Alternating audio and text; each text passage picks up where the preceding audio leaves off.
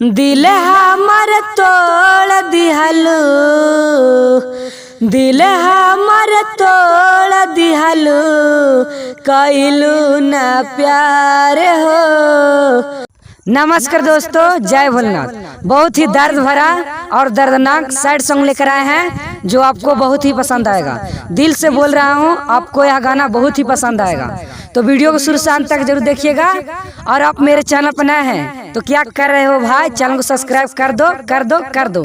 आप मेरे वीडियो को देखते हैं तो चैनल को सब्सक्राइब कर दो, क्योंकि मैं इस चैनल पर इसी तरह से फुल फ्री सॉन्ग आपके लिए लाता रहता हूँ। तो चैनल को सब्सक्राइब कर दीजिए ताकि आपको यह गाना फुल फ्री आपको मिलता रहेगा। तो चलिए फटाक से स्टार्ट करते हैं, लेट्स गो। दिल हमर तोड़ दिहलू, दिल हमर तोड़ दिहलू, कइलू ना प्यार हो। कवना जानम के बदला लिहलू हमार हो, कवना जानम के बदला लिहलू हमार हो। याद सतावेला बड़ी रूपवा तोहार हो, कवना जानम के बदला लिहलू हमार हो, कवना जानम के बदला लिहलू हमार हो, कवना जानम के बदला।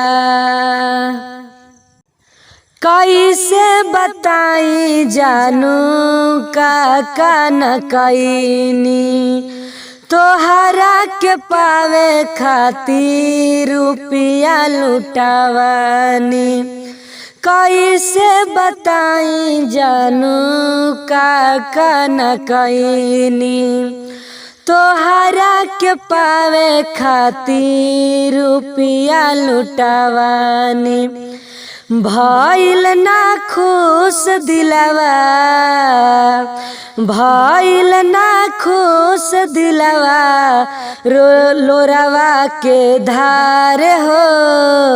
कवना जानम के बदला लिहलू हमार हो, कवना जानम के बदला लिहलू हमार हो, कवना जानम के बदला।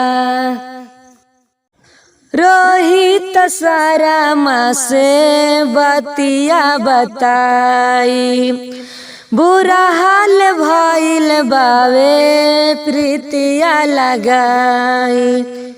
रोहित सारा से बतिया बताई, बुरा हाल भइल बावे प्रीतिया लगाई।